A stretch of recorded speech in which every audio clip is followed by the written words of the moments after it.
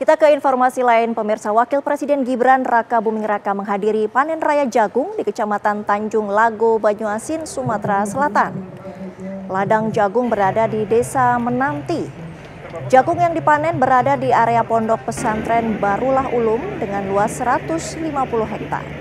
Ini merupakan bagian dari upaya swasembada pangan yang menjadi program unggulan Presiden Prabowo. Usai panen raya jagung, Wapres Gibran kemudian melanjutkan kunjungan kerja meninjau jalan tol dan sekolah rakyat.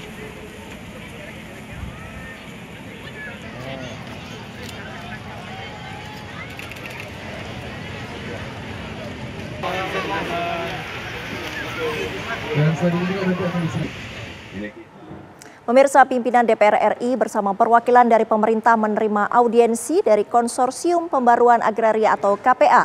Dalam pertemuan tersebut, KPA memaparkan tuntutan mereka dan permasalahan agraria yang hingga kini belum terselesaikan.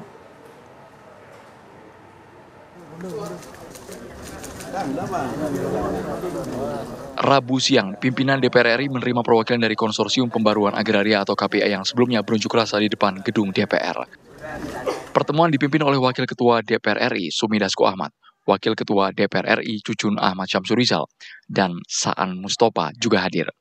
Turut mengikuti audiensi ini Ketua Komisi 4 DPR RI Titi Soeharto, beserta Wakil Ketua Komisi 4 DPR Alex Indra Lukman dan Panggah Susanto. Perwakilan pemerintah pun turut mengikuti audiensi, di antaranya adalah Menteri Kehutanan Raja Juli Antoni, Menteri ATR Kepala BPN Nusron Wahid, Menteri Desa PDTT Yanri Susanto, Menteri Pariwisata Widianti Putri Wardana, Kepala Staf Kepresidenan Muhammad Kodari dan Mensesnek Prasetyo Hadi. Di hadapan pimpinan DPR dan sejumlah Menteri Kabinet Merah Putih, Sekjen KPA Dewi Kartika menyampaikan persoalan-persoalan agraria yang hingga kini belum tuntas. Yang sunyi dan luput dari pemberitaan adalah penjarahan tanah-tanah rakyat, kekayaan alam di pedesaan. Ini adalah penjarahan nyata di lapangan, bagaimana petani, nelayan, masyarakat adat kehilangan tanahnya, nelayan kehilangan aksesnya ke laut, wilayah tangkapnya di kapling-kapling, dan konsesi-konsesi itu terus berdiri. Permasalahan agraria yang disampaikan pun ditanggapi para menteri, salah satunya Menteri ATR Kepala BPN Nusron Wahid. Sebagai bentuk komitmen kami mengamini data itu, kami sudah 10 bulan diangkat mendapatkan kepercayaan menjadi Menteri ATR BPN. Kami belum tanda tangan satupun perpanjangan dan pembaruan hakim. Pengajuan baru pun hanya satu yang saya tanda tangani. Itu pun kami izin kepada Bapak Presiden. Kenapa? Kami ingin ada keadilan struktural terhadap distribusi tanah.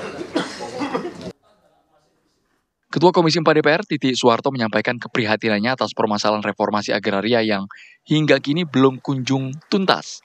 Komisi 4 akan mendorong pembentukan Pansus Reformasi Agraria. Kami dari Komisi 4 sangat prihatin dengan